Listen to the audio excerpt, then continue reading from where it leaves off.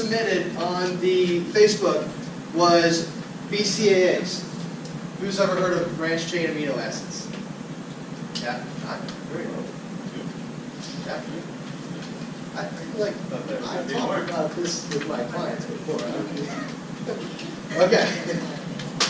Branched chain amino acids. Are they helpful after a workout? Okay. So those, has anyone taken them? Take one? Okay. So, were they helpful? I didn't know. I was actually in. Okay, so that's actually one of the points. Did you put it over ice cream? Get out. Okay. So you wrote a few notes on this, and I wrote a few notes on this as well. So I'm gonna let Theo take it for a second. To me, if you're getting enough protein in your diet or in your nutrition, I don't think it's really necessary to fall into the gimmicks of the supplements of branched chain amino acids. So basically what a branched chain amino acid is, you have protein, it breaks down into an amino acid, which is then gets broken down into a branched chain amino acid, which is like they're essential to the body. So that means they're needed outside in their nutrition. So if you're getting enough protein, it breaks down into these amino acids and then branched chain amino acids. So it's not necessarily necessary if you are getting enough protein. So if you're, I think one of the other questions was like to spice up your water or to like make your water taste better. I use them just to kind of because they taste good. So if you're like bored of your water, or if you kind of like don't want to have energy drinks or using Neos or something like that, then I use my branched chain amino acids and then I pour that in my water. And it tastes good. I don't necessarily, I know that I'm getting enough protein, so I know like, okay, I'm just, use it to make my water taste better. So what would you classify as enough protein? So it would be kind of comparable to I kind of use it as just making sure you're getting protein with every meal. It's kind of hard to, you have to kind of calculate your body weight and do some math, but Let's start based on your goals too. Correct. So athletes are going to want to have a little bit more, like endurance athletes, marathon runners, stuff like that, are going to want to have a little bit more protein than your average day or whatever. So the easy way is just make sure you have protein with every meal is kind of like my go-to.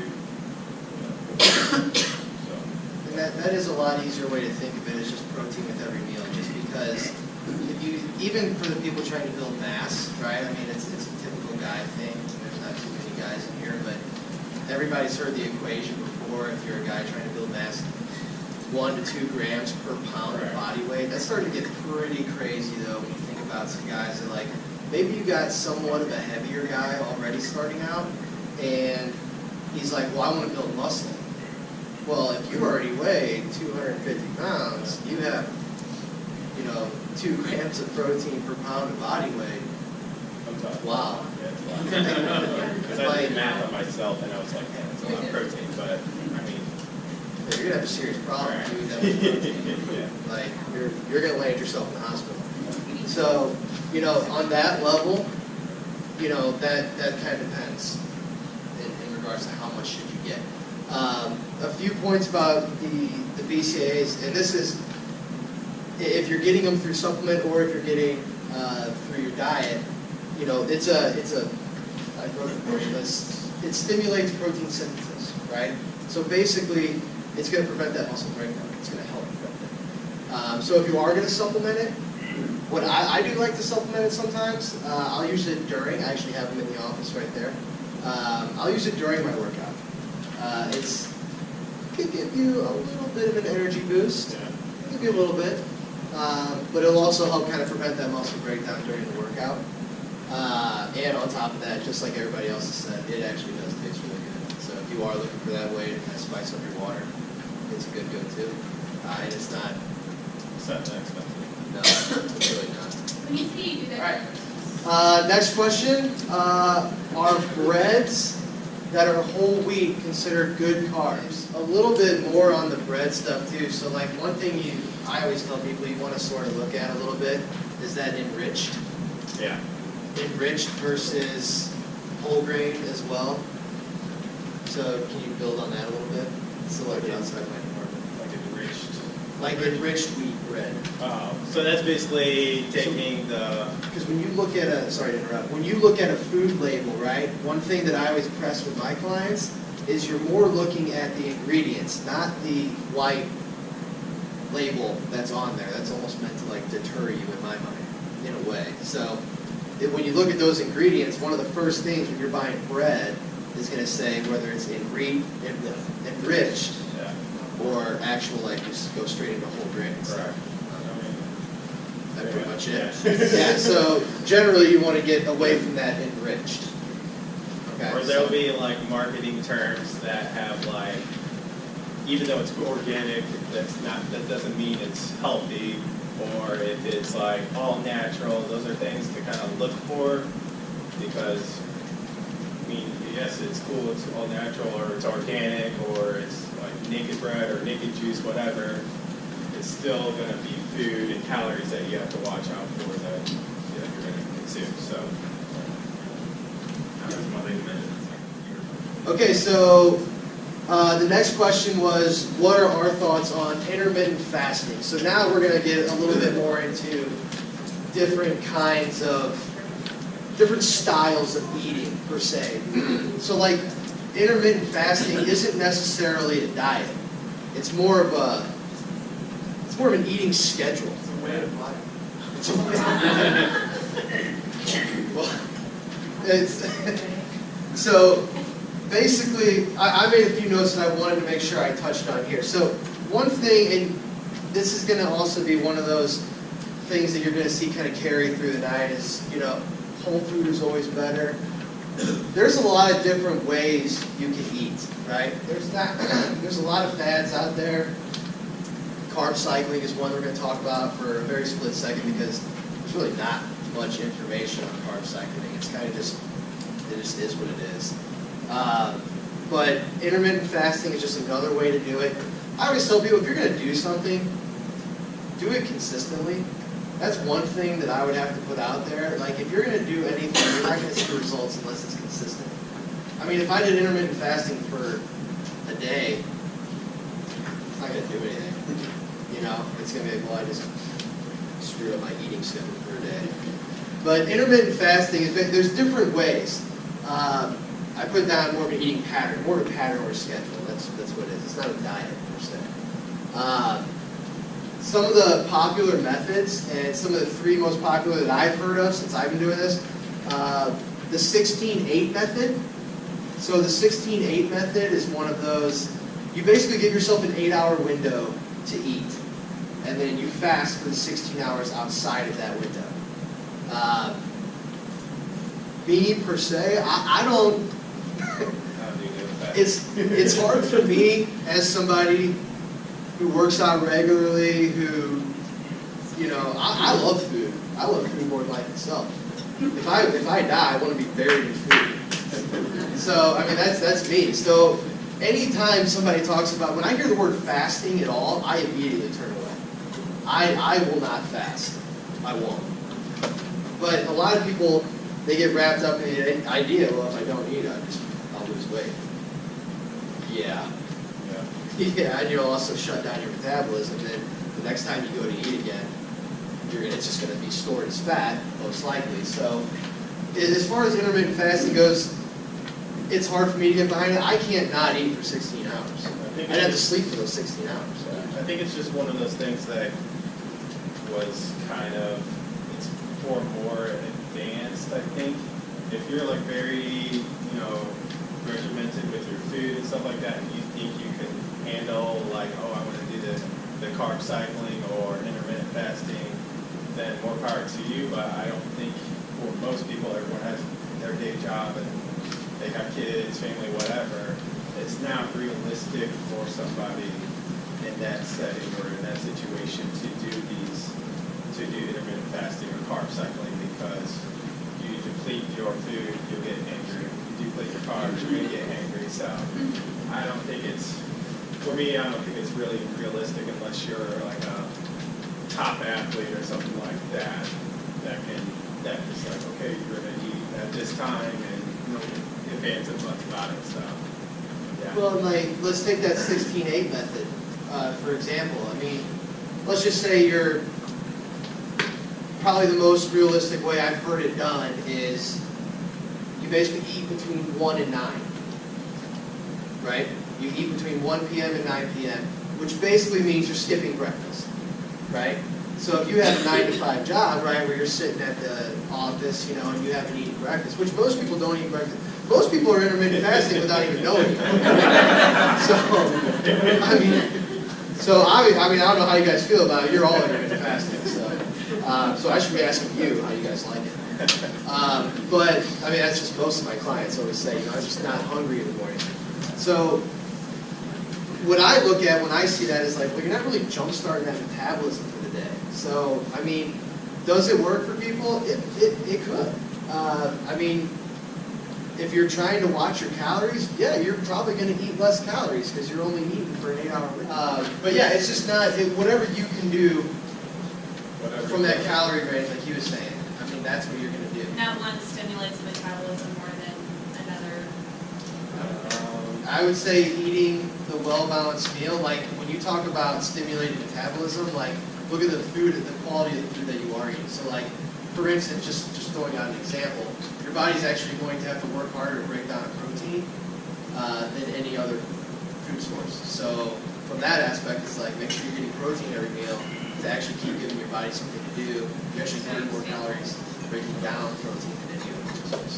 So why not eat something that helps you burn all the time? So like ideally you'd want to start your day with a protein and depending on the workouts and stuff like that, and a fat. If like your normal, like, oh, I work out in the afternoon, evening, then you get to start with protein, carb, fat. Not that many carbs. Yeah. Not as We're going to talk about, you know, scheduled eating and also eating before workouts. You know, some things that kind of do the same. I'm a teacher and also a football and basketball referee as well.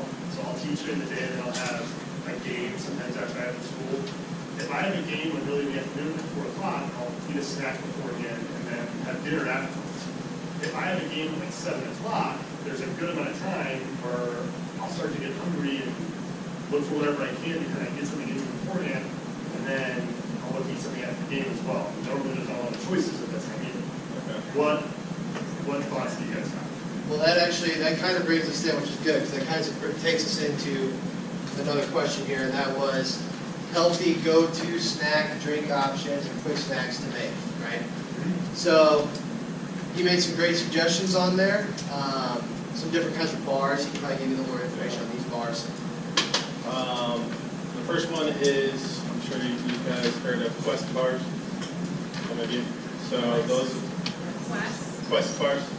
A lot of people say they're one of the better tasting bars out there. They're like a protein carb bar.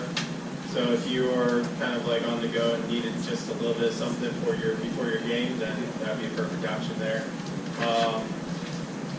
You kind of want to look for, let's see, what is it?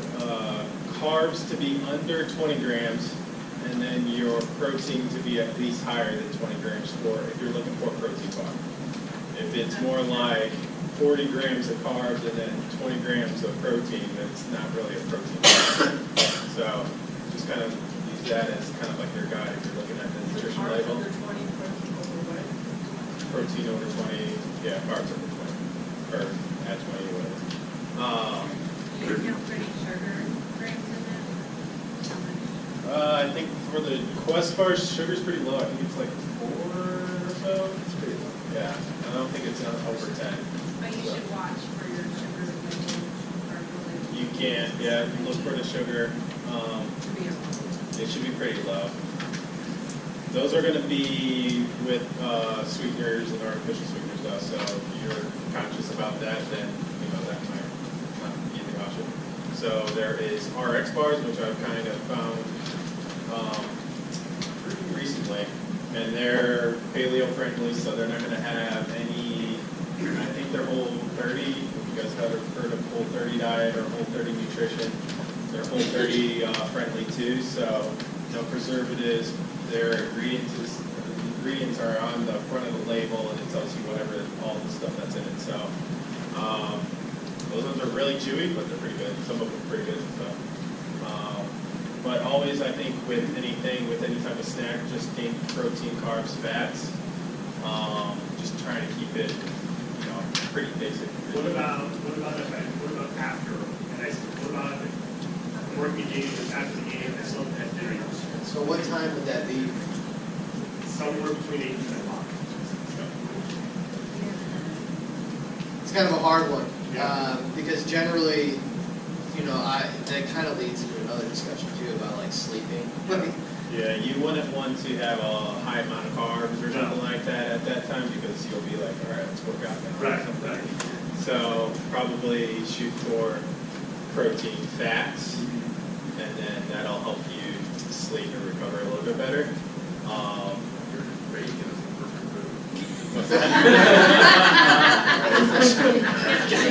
was gonna say it sounds like a steak covered in cottage cheese. Protein, Meat fat. steaks. I'm gonna say no to bacon. Well, all right, so since you're talking about sleep, and those of us that are in science are sleep aids recommended? Does that interfere with anything that we're doing? I don't really know. That's a little bit out of I my. usually, so you can think of like instead of sleep quantity, think of sleep quality. So there's a book, it's called Sleep Smarter by Sean Stevenson, and he talks about getting quality or increasing your quality. So it could be, going to bed without the TV on, or going to bed with blackout curtains. Magnesium is a good supplement vitamin to help increase restlessness or decrease restlessness if you're like up at night or something like that. It helps with soreness too. So, yeah. Mine is usually brain activity. Like they got a commercial out now where the boss is back there saying, I want you to respond to my email before you wake up. That's my brain. So what I typically do, if you're like always like that, just write it down before, so that way you can kind of clear your head and clear your thoughts on like whatever you have thinking about, and that way you can Reapproach it. yeah, you can reapproach it, or because a lot of times for me it's like I don't want to forget something, or I don't want to forget this before tomorrow or something, so then I'll just write it down or put it in your phone, whatever, and that way you can take care of it later. That's a really good idea.